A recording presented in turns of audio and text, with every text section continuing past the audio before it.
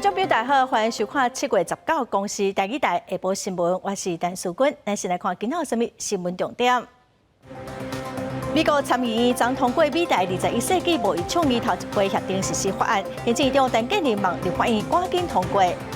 最高行政法院的前院长林基虎甲前士林地方法院的法官，拢因为风纪问题互处罚，事改会呼吁强化法官的监督机制。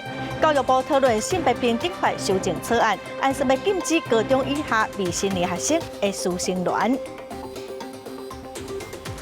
新闻开始来看最高行政法院的前院长林基虎互指控家互相有无正常的往来，互监察院弹劾。天界法院嘛认为讲有违法受礼物咯，也毋过因为已经超过10天的追诉期，所以免法。另外，前士林地方法院的法官陈吴钦，互指控在放档内，天界法院嘛判罚4个月薪水，会当去上诉。民间事改会嘛呼吁讲，应该要强化法官的监督机制。前士林地方法院法官陈吴钦，去互指控伫任期的时阵涉嫌放档内。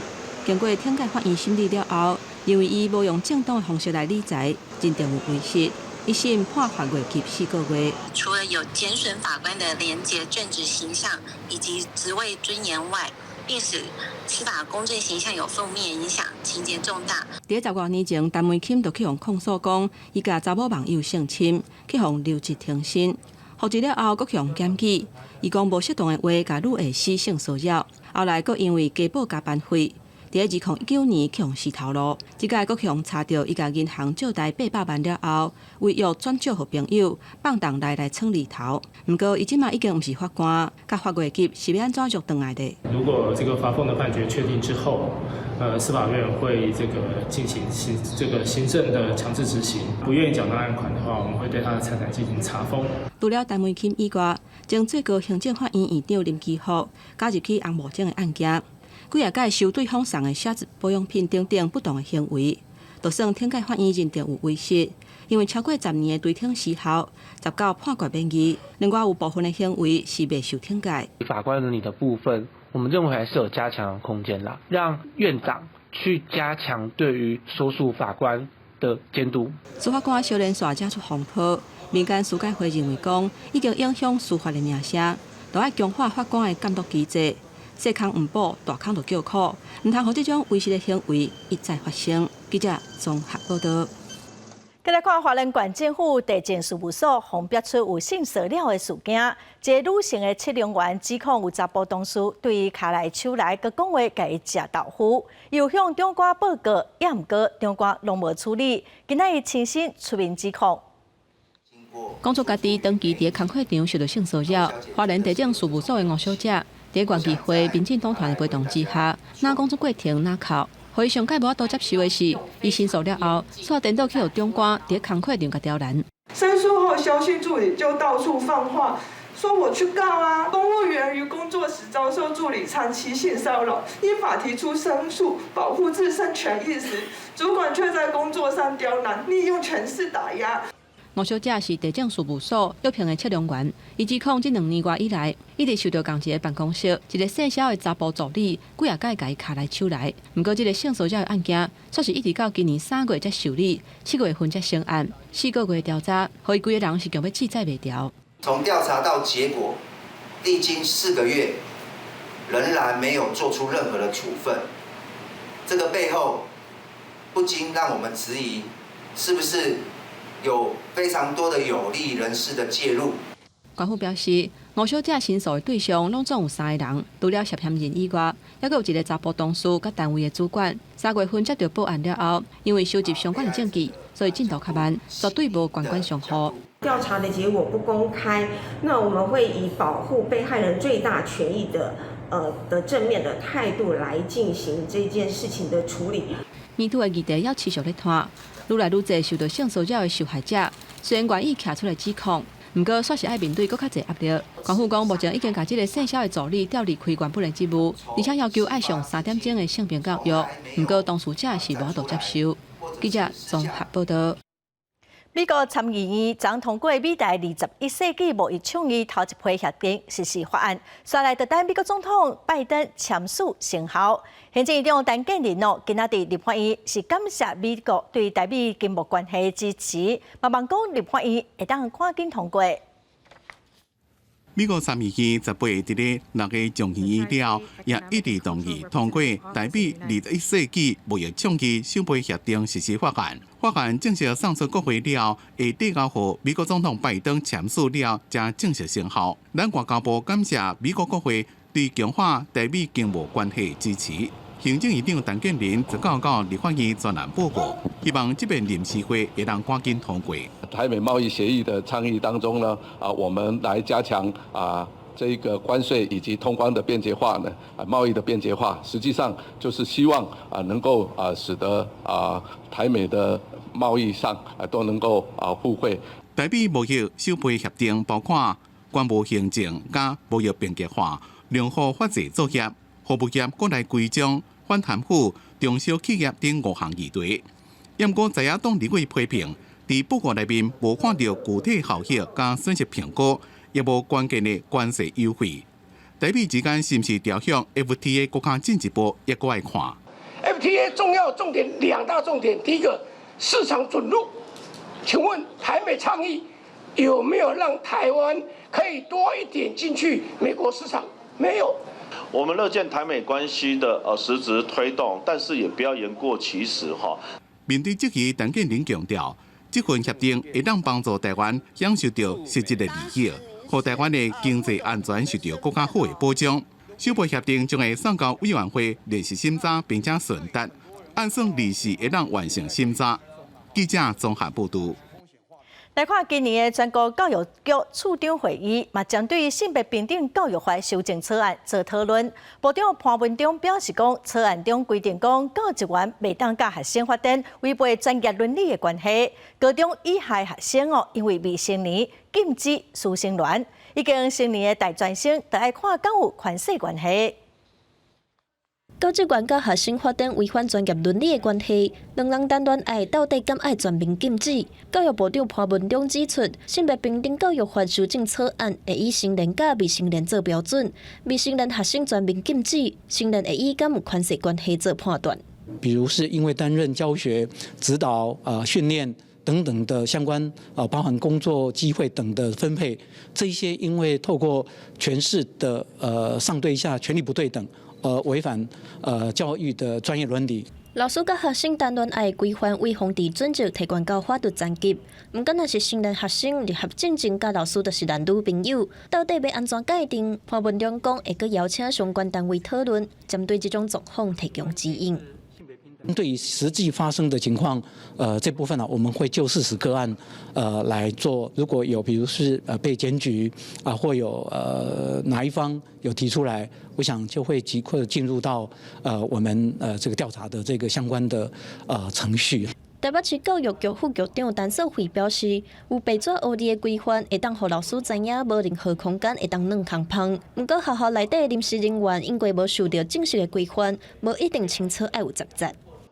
不管是不是有受过正式的适配，在进来校园之前，就是还是要做一些就是教育训练。潘部长强调，这摆性平法修法列入军警学校甲矫正学校，若校长甲职员对学生性霸凌、性侵害、性骚扰，会处罚甲罚款，计全部外聘受专业训练的人员来调查。记者综合报道。来看高雄一间冰店食物中毒，到昨下晡就医人数已经增加到44个人，有囡仔嘛有新的护理人哦。有民代指出讲，这间冰店去年有互关公局甲市长陈其迈推荐，嘛质疑讲市政府的把关有问题。高雄市卫生局昨开始嘛针对高雄市的冰店来展开扩大稽查。高雄这间标出食物中毒的冰店，19找厂商来收冷冻库。这间冰店因为爆冰的配料无清气，验到沙门氏杆菌等等的细菌，地主12去买冰的人客就一个食物中毒。目前拢总有44个人去互医生看，包括囡仔甲有新人。有平台发现这间冰店去年捌入选观光局办的冰店比赛内底名单，连市府单机卖冇推荐。民代怀疑市府把关无够严格。观光局他们是有说，当初就有会同卫生局一起去做稽查、去做检验，但是为什么稽查过后、检验过后还是问题一大堆呢？难道是卫生局渎职吗？还是你观光局说谎呢？新开始发现问题家庭通报的时阵，卫生局煞认定这是个案无受理，害民众干来当伫网络顶悬找其他受害者，民代批评市府应变的速度上慢。安那卫生局是回回讲，有依照法规、依照定数受理来调查，14嘛有派人去冰店现场稽查采检本。加护病房患童病况稳定，主治医师评估生理机能均已恢复正常，预计今日将转出普通病房。所有通报个案症状稳定缓解中，并无上或下消化道出血症状。稽查人员去到无共冰店检验，因为食物中毒的事件还未收煞。卫生局18扩大冰店的专案稽查，按针对去年冰店的评分比赛，市府表示有办是安港式甲卫生检验把关品质。今年这间出问题冰店虽然无参加，不过市府讲原来会用更较悬的标准来检视，严格把关。记者陈焕武、柯正俊高雄报道。云林县天9日的疫情团消，总统计计共有46例本土病例，其中40例拢伫高溪。台中市嘛出现第2例本土病例，感染源可能伫云林。早起台中市环保局嘛伫病例大的4个位啊大消毒。到对头，望烟散务清消人员摕到热烟色喷枪，入到社区每一个所在详细消毒。街仔路也有水烟色消毒车伫咧抓防治药剂。台中市政府17接到疾管署的通知，讲台里有一个70多岁查甫人感染到天狗节，是今年台中第2个本土个案。19早起，环保局也针对着个案大的所在，近200公尺范围来进行消毒。个案的50公尺的每个住户里面的室内清消跟200公尺室外的做一个清消，动用了2支那个热烟枪，还有水雾机，还有我们总共有连卫生所总共有15个人。该案于潜伏期间由云林古坑的活动室，该案原为云林、台中除就医外，多于居住地休养。根据着疾管署的统计，今年天9节本土病例已经有425例，哇，10年来上界悬的数字。这疫情有向北边拖开的趋势。台中市卫生局表示，这名确诊的查甫人伫潜伏期间有伫云林活动，伫台中市除了看医生以外，大部分时间拢伫咧云林休困。研判感染源是伫咧云林。云林县到10月已经有累积46例本土天9节。县政府强调，高溪炭病榜的指数也是真悬，民众爱特别注意。目前云林县是超前部署，只要快筛 NS1 阳性，就依据登革热的防治指引来进行防疫措施，都要送到疾管署的检验中心做检验的确认。台中甲云林卫生局拢呼吁民众，若准物件会积水，就爱顺倒清气，清清噜噜的。若准查到物件积水内面有水汽，现场除了辅导改善以外，也依照传染病防治法上悬罚15000块。若无改善者，会当一直罚。记者综合报道。今年5月初啦，中原航空有一个外国机师，互验到讲有啉酒哦。有人逼讲为着要等这个机师970班机是晚3点钟才起飞，也毋过中原航空是讲班机会晚飞是因为天气的影响，也毋过嘛讲这个机师前后978改，最后970才放飞。酒测值0.23，请问警察会让他测的8次，测到酒测值0，当中一切都没有发生吗？我们觉得非常的不可思议，而且无法接受。在民航法的规定，如果酒精值已经超过0.1，必须要立即的免除职务。中原航空声明表示讲，这个机师头一届的酒测是0.23。也毋过技师讲，伊啉酒是伫即前的前14点钟的代志咯，并无违反12点钟内袂当啉酒的规定。这个技师目前已经离职咯，针对酒测的方法内部嘛会检讨哦。中原嘛强调讲，技师必须爱970检出，才会当来执行勤务。再来看咱国内年初哦，农委无能，农委会专案进口鸡卵，也毋过小数伫边境查验的时阵，就发现讲，对土耳其进口的鸡卵有5批，计共127吨，验到有禁药的成分哦，全部拢退回毁掉。另外，针对咱国内西药欠货的情况，小数预告要修正药事法，甲必要药品对本地398项增加到479项。有欠货的状况，业者爱伫6个月前来通报，违反哦，上济是会当罚30万。国内常常传出欠药的问题，有一寡基层的药房甚至是用药换药的方式伫咧经。为了避免这种代志搁发生，食药署最近有告要修正《药事法》第27条之2的必要药品清单，扩大必要药品的品项，自即卖398项增加到479项。若是有欠药业者就要伫咧6个月前通报食药署，若无上当会罚30万，并且公开药商的名、地址加负责人的名。抗感染药品共25个品项，细胞毒性及辅助化疗药品那共19项，那心血管药品呢有12项。好，这个是在新增最多的前3类。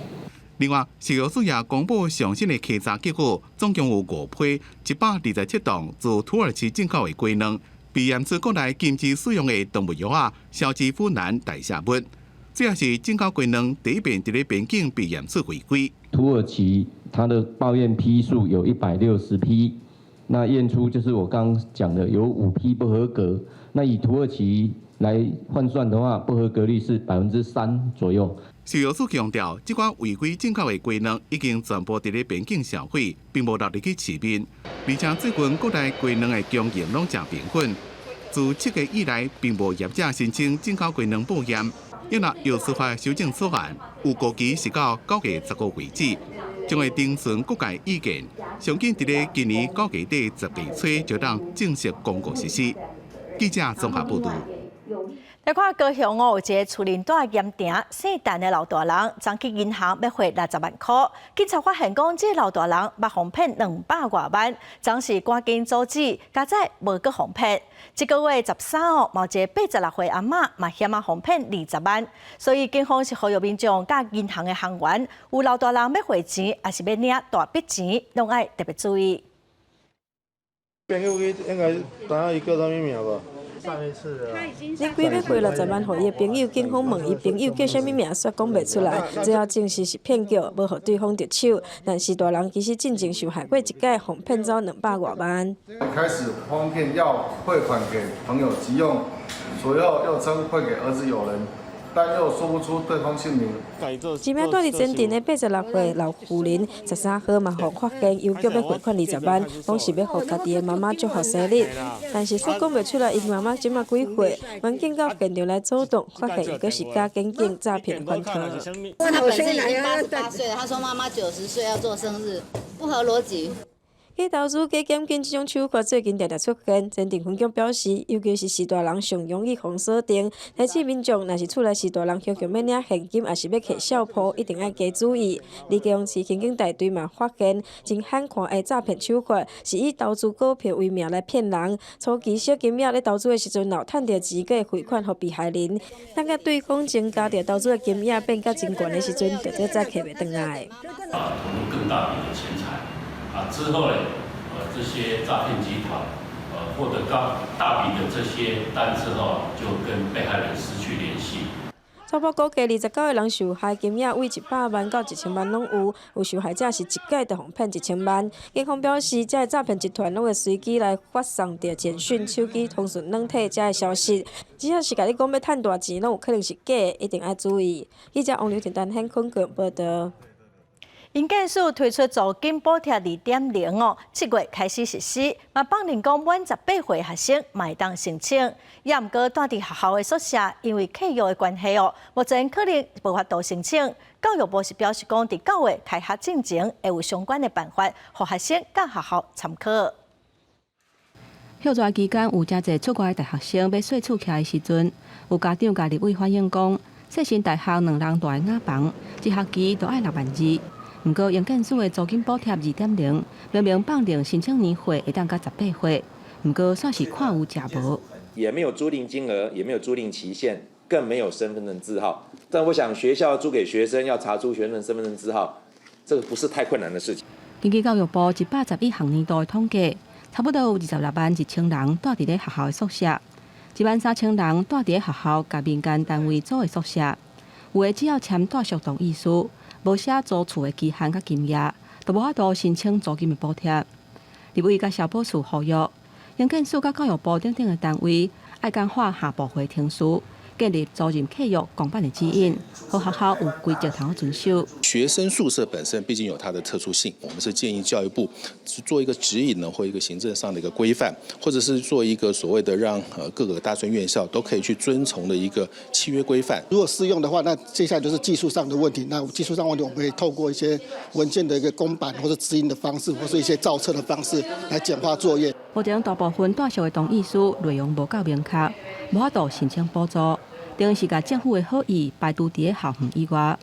教育部希望伫咧9月开学进前，赶紧完成相关的公办，而且伫咧休热期间，利用亲像校长会议或者是校务长会议等等的场合，甲学校宣导。记者综合报道。来看台东县政府的社会处将对身心障碍者提供饭店帮务的职业训练哦，佮辅导就业。最近有8个学员伫饭店实习结束，就随有头路咯。身心障碍学员伫咧饭店的房间内面实施房务的整理、粗皮单、制棉被、整理浴巾、吸涂骹，整理甲正清气，袂适合一般的劳工。找对位置，像我因为我是左手，我的位置就我要找对位置，其实对我来讲其实都还 OK。其实会比一般正常的员工还要更加的努力跟用心，所以他做出来的成品，其实相对的会比其他员工不相上下。这几年饭店业欠工的问题真严重。台东县如果是观光地区，台东县原住民艺能推广协会今年甲饭店业者特别开办身障者房务职训班。这期8位学员拢通过360点真久的培训实习课程，一季训了饭店是全部拢聘用。那解决欠工的问题，也提供身障者就业机会。实习当中呢，他们就会看到他们的优点。然后呢，学员也在这个地方呢，他不害怕，因为有老师、有助教。我们在人力上的不足，就可以由学员他们这里来帮我们替补。所以这个工作机会，我们大家互惠。指导老师讲，其实身障者只要突破限制，也是有真侪就业机会。台东县社会处统计，全县有16000位身障人士，这么这个人100多人伫咧公司里面机构就业。这么估计，这项专门为身障者提供的饭店帮务职训，会继续推广，辅导更加侪身障者到饭店就业。记者综合报道。政府要伫2030年推出双语政策，引起真侪争议哦。今仔有老师就批评讲，双语政策会互教学品质受到影响。全教总嘛呼吁讲，应该马上停止这个政策。2030双语政策引起争议。今仔日有第一线的自然科老师出面批评讲，双语课程造成老师就要了解去研究英语名词，无法度好好教册。尤其是对英语程度较弱的学生，颠倒互因因为听无，对这个科目造成惊吓，学习意愿低，学习效果颠倒歹。有的时候，阮会用台语讲话。那台语的时阵会当好好啊讲，比如讲呢，阮上到什么菜啦、乌鸡啊菜啊，食起来呱呱啊。英语教学的时候，呱呱无法都用英语讲。本来小孩英语不好的小孩，他可能就是害怕上英语课，可是他到现在他会连自然课都害怕。专教总嘛表示，第一线的老师来订正的案件袂少，双语政策已经造成真侪教学的乱象。进前嘛有音乐老师指控讲，有教授靠说教育部双语计划主持人的名义，态度是真唱秋，无尊重学科的专业。专教总认为讲，双语政策已经害教师失去尊严，就是夹的这个双语去压制现场的一个教学的一个专业的一个现象。那不只是整个老师的一个教师的一个专业受到践踏，也没有办法发挥语文教学应有的一个专业。教育部的双语是不是只要懂英语教学专业的教授就可以到现场去指三道四？面对双语政策问题了，专教总嘛呼吁教育部都要重视这个问题，停止双语政策。也若专教总发起检讨双语政策，回归教育正常政策的倡议，2个月内嘛已经有超过1万人支持。记者综合报道。国际新闻来看，一个伫南韩的美军可能是互军方处罚，将利用参加板门店观光团的机会进入北韩。美国国防部嘛公布这阿兵哥的名，有消息指出讲，这阿兵哥已经互北韩抓起来了。另外，北韩伫今仔透早又搁发射2粒飞弹。美国国防部伫18日证实，有一位驻南韩的美军伫南韩时间18日无经过批准，家己外界走去北韩。不过，并无讲是叛徒，强调会继续追踪这位士兵的下落。But what we do know is that one of our service members, who was on a tour, willfully and without authorization, crossed the military demarcation line. We believe that he is in the BRK custody. 美国陆军已经证实，这位走去北韩的士兵是驻南韩的美军二等侦察兵，今年23岁，崔维斯·金恩。金恩之前伫咧南韩犯袭击罪，伫拘留所被关50天，一礼拜前才被放出来，交予驻韩美军监管，准备被遣送登去美国接受纪律处分。不过美军伫咧押送的过程有疏失，造成金恩逃离机场，用平民的身份报名参加板门店观光团。伫当地时间18日到3点27，越过北纬38度的军事分界线，有一位共团的民众讲。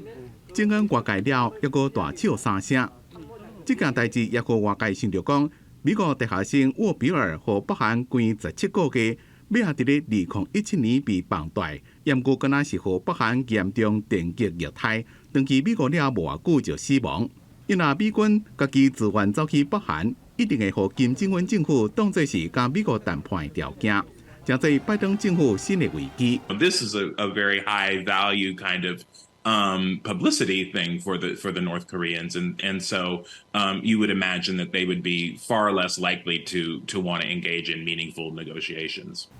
因若美军外界事件即天，美国的俄亥俄级的战略协作舰艇肯塔基号也停泊伫咧南韩的釜山港，这也是美国战略协作舰艇让42年了再一遍停泊伫咧南韩，双方也开第一遍的协助上会议。因若北韩19透早3点30几了，是连续向日本海射2粒底停的弹道飞弹。公司新闻金冠庆编辑。再来看泰国国会今仔要举行第2届的总理投票，顶一届的投票，前进党的党主席皮塔虽然无竞争对手，也毋过因为票数无过半，嘛无选调。皮塔表示讲，这届若是又搁失败，伊就会将总理的位让予为泰党。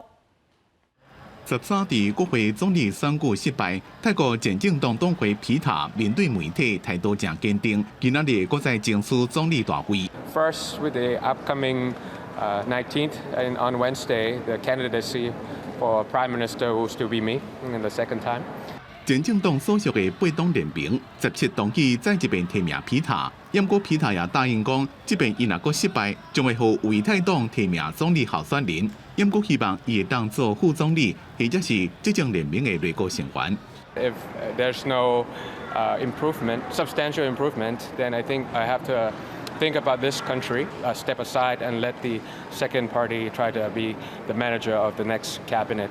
泰国国会由众议院甲参议院组成，参议院250席，大部分拢是军方指派，无民意基础，所以伫第一轮皮塔虽然无竞争对手，也是无摕到国会过半的票数。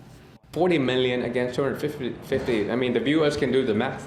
If you do 40 million divided by 250, that's the kind of disproportion of getting into power that is so skewed in this country. And so the people have the right to be angry.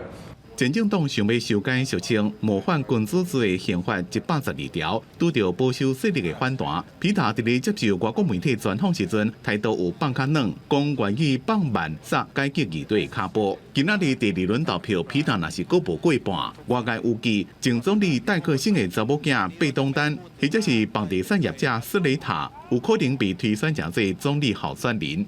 记者综合报道。来看澳洲一个水手3个月前，甲伊的狗仔做伙出海要对墨西哥出发去波利尼西亚，也毋过拄着大风大雨，嘴受到损害，伊靠食鱼仔甲啉雨水换落来，最后嘛总算互救起来，健康的状况是无啥大问题。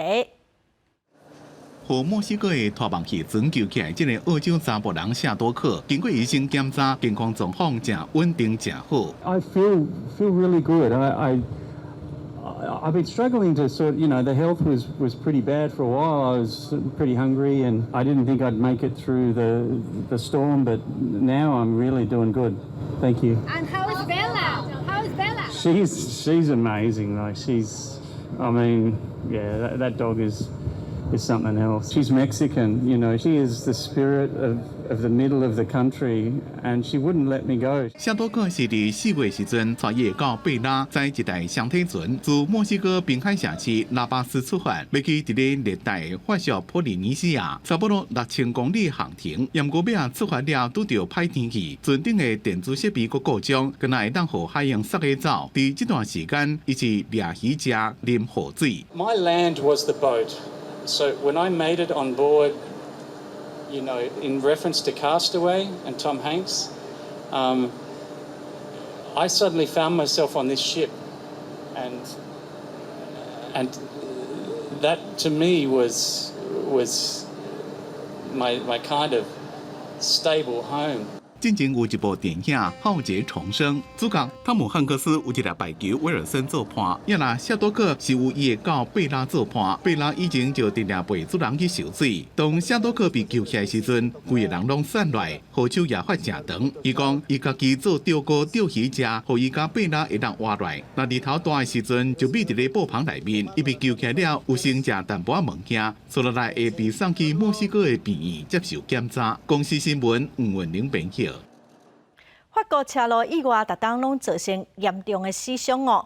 法国政府宣布讲，食酒赛车甲食赌的驾驶拢会直接吊销驾照。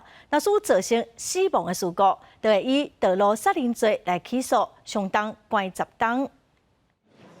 法国内政部道路安全委员会拜一宣布，未来酒驾和毒驾造成死亡事故，拢会以道路杀人罪起诉。虽然相关定处和刑罚无变动。不过，依照个别案件严重程度，上悬通判10档有期徒刑，罚15万欧元。新规定嘛会互受害者更加侪协助。Tout conducteur qui tue une personne sur la route et serait aujourd'hui poursuivi pour homicide involontaire sera poursuivi demain pour homicide routier. Cette dénomination s'appliquera que le conducteur ait consommé ou non de l'alcool ou des stupéfiants. 法国官方数据显示，全国可能有77万人无牌驾驶。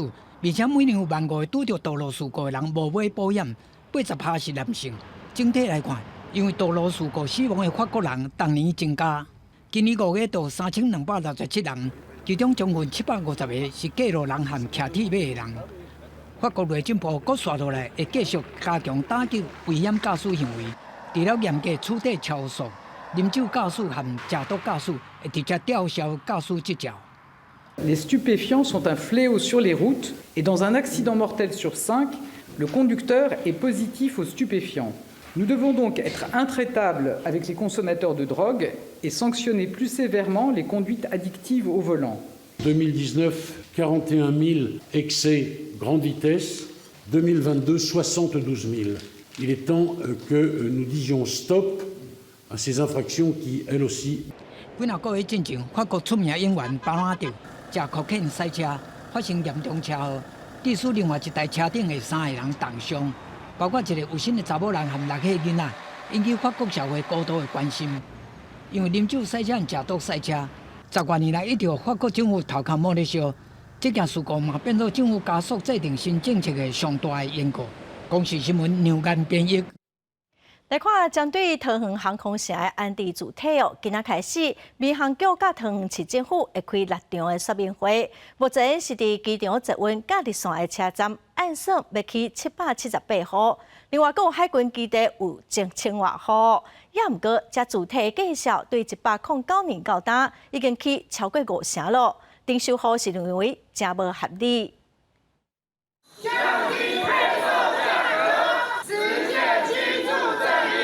昼夜飘起大声话口号。19个早起航空城地方促进会号召丁秀华伫桃园航空城联合服务中心的门口理性和平，紧来真情抗议讲，每件停对109年13万，起到地文产市长卸任进前18至20万，即卖又搁要来提悬到20至22万，也就是讲配售的价效起53%，有安置户咧海产讲，因根本都买袂起。你根本就无材料去买到补偿一间厝，你卖袂上去，倒一个袂上去，你嘛甲你征收啦，一间厝换无1/3的厝啦，你会上去也袂上去。在盛行的时代说16到18万，那现在已经提高到20到22万，也没有跟所有的里民沟通。除了要求降价安置主体配售价，呼吁政府唔通把这个欠工欠料的成本，甲转移嘅住户顶悬，互百姓歹同齐。航空城地方促进会嘛提出全面提悬建物补偿费、房租补助费，还有加速地面的完成，拢总有4项诉求，通知地政局出面来接受တင်前。事实上，物价的上涨，也就是民众所诉求的部分。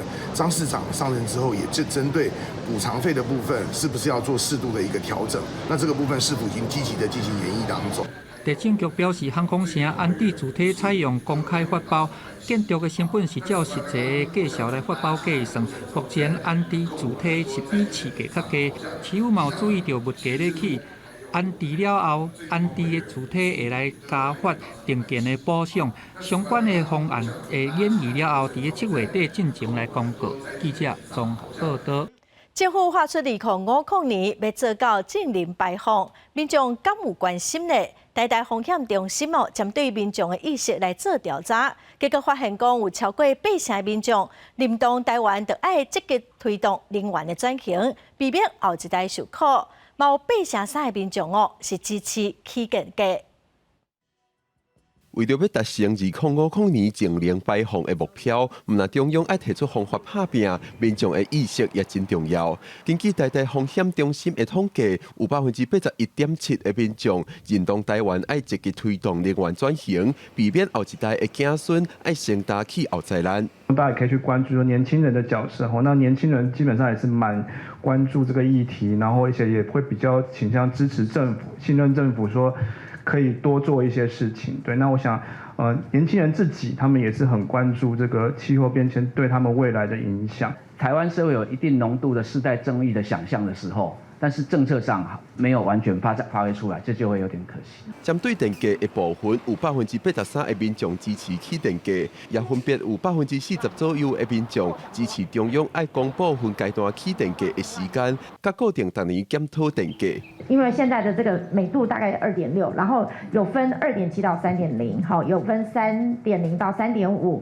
这两个区间其实是最多的哈，一个是3.3，一个是26.5，不愿意支付更多的，目前大概只有15%左右。台大风险中心表示，为这摆的统计会才发现，现代民众对能源转型已经开始有意识。中心认为，政府应该趁这波机会，以更加有路、系统性的方法来推动再生能源。记者郭文正准由台北报道。国内对2016年开始推动再生能源，地球公民基金会去苗栗、花莲甲台南做调查发现讲伫苗栗要发展光电，上烦恼的代志是惊讲去影响到石虎的保育。伫花莲是拄着需要大量刺树来发展光电。台南七股因为乌面腊杯顶过冬鸟所以真烦恼讲会影响到环境生态。渔民嘛惊讲会影响到养殖。国内光电业当地发展也需要大量的土地。地球公民基金会伫咧苗栗就发现讲，虽然针对2公顷以下的开发案，地方政府有参考石虎生态热区建立3阶段的审查机制，但是220案当中有168案，约8成是伫咧石虎的生态地。结果所90案审查通过，干那79案互驳回。地球公民基金会伫咧惊讲，若是无整体的评估，光电开发落去，恐惊会害石虎的生态地愈来愈破碎。其中大概有一半的案场是有通过的状况，然后真正有被驳回的大概是另外一半这样。现在都是个案式审查，才会发生现在目前这种状况。款团伫咧花莲嘛发现供电有可能起伫咧平地的森林，但是错树啊种电敢有法度减碳，这嘛需要斟酌的评估。另外，来到供电密度上悬的台南七股，访问当地的居民嘛发现供电对养殖有无好的影响。亲像对乌面腊尾等等的岛礁来讲，供电设施可能会害生态地切甲愈来愈细地，因认为这拢是伫咧发展供电的时阵爱考虑的代志。我们的法令呢，其实都比较服务，过往都是比较服务开发的。那其实现在应该要利用这个机会去检讨我们的法令，如何去保护我们其他的农渔业或者是生态的所需要的价值。针对这供电设施，虽然无伫咧法定的环境敏感区，但是袂少案场所选伫咧有生态价值却无法令保护的土地，无法度评估冲击。另外，部会之间权责无够明确，恐惊会变做毋知到底归谁管的情形。原来即马到底是农业保育优先，也是供电优先？权团认为政府目前也是无一个定论。记者综合报道。来看宜兰的和平公园有设厨房的练习设备，最近有教人检举讲，有民众将奥多摆当作厨房来去破坏场地，互伊看甲真疼心哦。也毋过公所是表示讲，这嘛无法度处罚，已经有可能告示牌，呼吁民众发挥公德心。这个人把奥多摆当作厨房，伫咧厨房场的游行池内底咧耍，这个行为去互厨房教练翕落来，讲这是咧破坏的行为。这个场地他都不知道是得来不易的，因为是大家就是人家有发起募资，然后去赞助这个2个设施。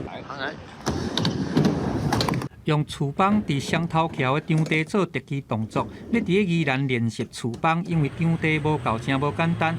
宜兰和平公园这座游行池的厨房场是全县唯一的一座。教练讲，这是木主来的，望民众都爱会晓保守。主要是因为滑板因为速度很快，然后机车如果进去的话，真的太危险。就是假如说机车倒了，会撞到这些木头，它会碎掉。宜兰和平公园的厨房训练场，这款双头桥的后行伫90公分，另外一座有120公分。因为河川的法规悬度无偌悬，初学者较适用。假日也是放学时间，成真侪囡仔屯来这练习，破坏期间会受伤。会规划吗？目前没有法子的话，这个我们会再研议、再评估。公所表示讲，这款的行为目前无法则，为着要来维护厨房场爱安全使用，现场有告示讲禁止车辆入去，嘛禁止食物件。呼吁民众都爱有公德心，都爱照告示来使用场地。记者综合报道。嘉义市去年有24间的店家，互家庭照顾者有休喘的所在，今年是增加到43间哦。店家嘛拢希望讲会当来尽一份心力，来减少照顾者压力。提出家庭照顾者身份的卡片，伫咖啡店内底小可休喘一下。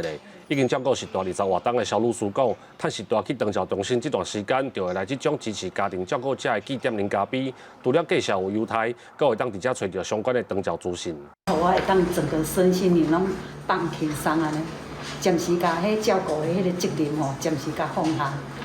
我最感谢这种微笑商店。嘉义市长期照顾管理中心去年配合医疗资源成立24间服务家庭照顾者的据点，今年增加到43间。澳门这的据点除了有消费的优待，阁会当提供家庭照顾者心理的关怀。住家的附近就有很多我可以选择的，对这个对我们来讲，我们也可以把我照顾者如果可以出去的话，顺便带着一起出去，这样子都是很安全的。我们期待说这样子的互动形成，真的是社区大家一起来重视照顾者跟我们的这些长辈他们的需要。有家庭照顾者讲，因过无这款据点的时，要休喘干那会当坐伫2边商店。即马有这种支持据点，会当找到长照服务资源，家庭照顾者之间嘛会当互相开讲、互相支持。短短的休喘，就当得到满满的力量。上重要的是，有人通互相支持，就当减轻心内的照顾压力。记者林慧婷嘉义报道。今年U12世界杯小棒锦标赛2月开始哦。台南市有12个学校要负责接待200外个外国球员，除了要帮各个的球队来加油，休困的时候嘛要来带因林北台南。囡仔一笔一画，斟酌的画，刷落来，搁再彩色，就变做是真特别的加油棒。另外，彩色的鼓仔顶也完成，顶悬搁有马祖甲剑狮，高高台南味的伴手，要来送予各个的球队。12个亲善学校担起外交的任务。我们用谐音梗啊 ，tempo 就是庙宇的意思，然后这个 tempo 是步调，就是随着台南的步调由这些庙宇这些古迹这样。我们应该要更加推崇台南的传统文化，所以我们才决定就是设计了这些，像是妈祖啊、天后宫这些。台南市7月28要办第7届世界杯少棒锦标赛，最近也开始咧准备相关的事项。除了亲善学校无用以外，台南市政府最近也翕一支宣传片，配合赛事小介台南的景点。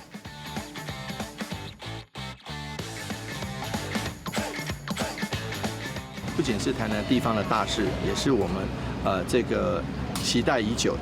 那希望我们的台湾队能够有很好的成绩。我们还是以体育会友，希望在这个 U12的赛事过程中，大家赢得友谊，也能够唤起大家对棒球的热爱。台南市政府规划分组赛结束了后的休困日，会由亲善学校带各个的球队去踅台南，感受台南丰富的古道文化。这摆的球赛会有来自亚洲、欧洲、北美洲等等12个国家的球队。7月28会伫台南亚太棒球场做伙来比赛，佮加上亲友团人数大概是300人左右。这是疫情以来台南市真大规模的体育赛事国民外交场合。记者综合报道。来看台湾大学合唱团哦，最近伫国家音乐厅演唱《收惊歌》，或者侪人真娱乐，影片伫网络嘛引起真侪注意哦。这条《收惊歌》是咱国内长期注心咧推杀台湾歌谣的音乐家简尚林老师做的曲，咱嘛做伙来欣赏。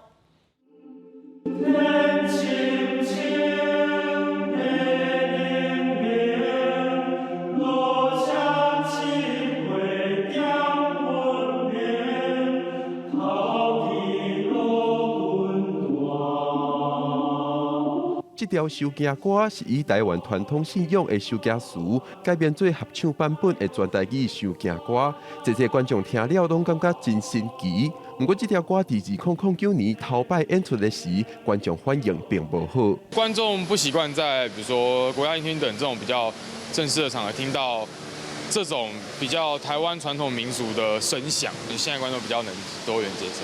合唱团讲，因唔是每个团员拢会晓台语，团员之间各有腔口差。为了完整展现这条收惊歌，因是用真侪时间做真侪研究。可能大部分很多人都会，但是大家学的腔调可能不太一样，那我们就会在更加考究说这首歌我们应该要用什么样的腔调去唱。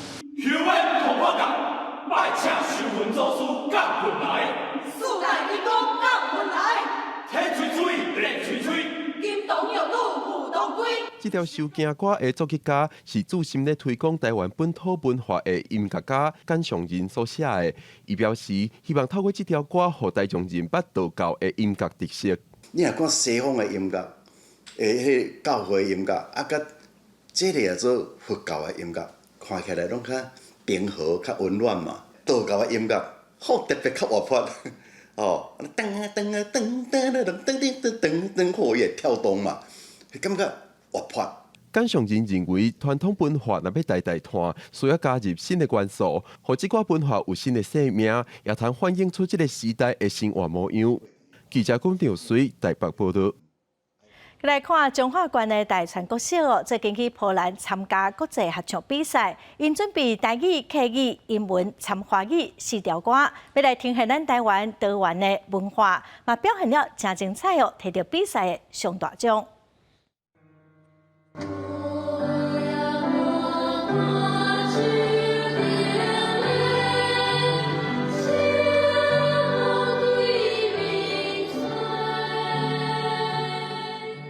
伫波兰的教堂内传出来自台湾的美妙歌声，这是中华大传国小的合唱团伫波兰当地18个比赛，摕到上冠军的金奖以及大会的最大金牛奖。目前合唱团搁伫国外，带队的教务主任嘛接受电话访问来分享这个好消息。说第一个优先选择先唱英文，然后再来我们唱了知足国语，第3首我们唱了客家语。月光华华，你也共吧吧。然后最后一首我们唱台语的，是我们指挥老师易凯老师自己作曲，叫做《大庄囡仔爱唱歌》。魏湘英主任表示，台湾是多元族群的国家，所以甲指挥老师林义凯讨论，希望让国外听到台湾的在地歌声。这边合唱团唱4种语言的歌曲，其中一首阁是老师创作的台语歌《大庄囡仔爱唱歌》。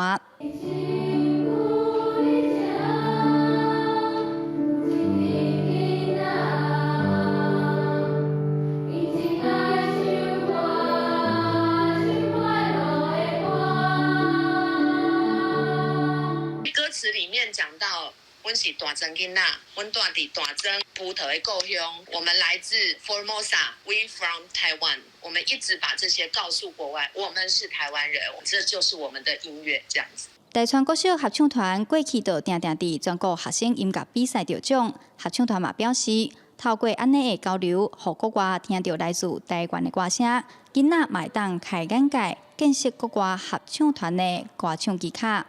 记者杨淑晴中华报道。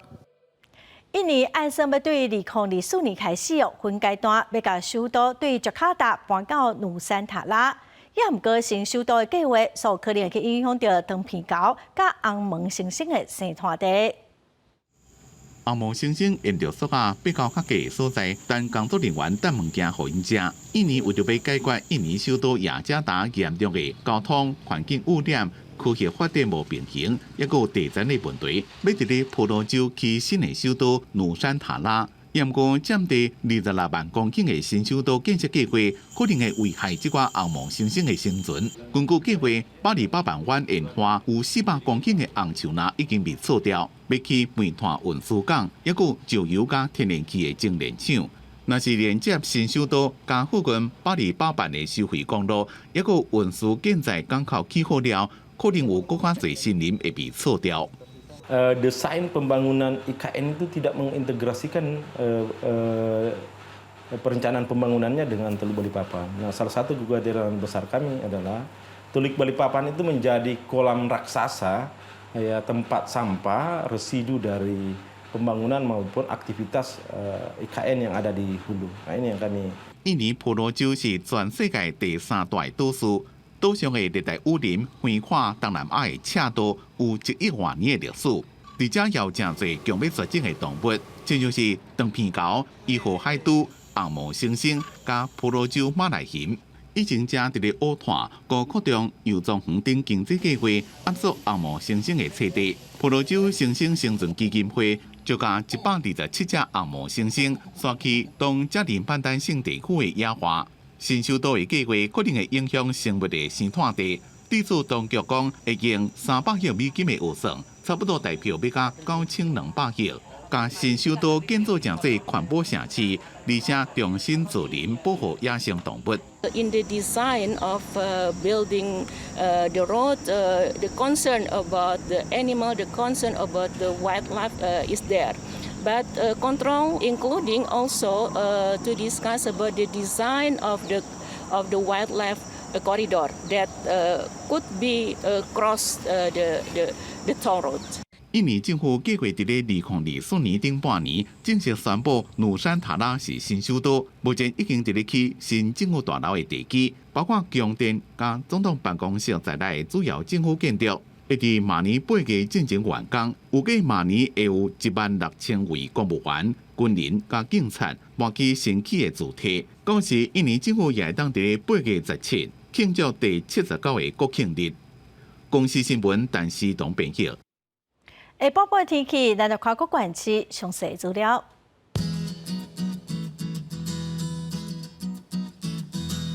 北部地区上低31度，上悬35度。中部地区上低30度，上悬35度。南部地区上低30度，上悬35度。东部地区上低29度，上悬33度。华岛地区上低28度，上悬32度。咱再来看未来3天的天气。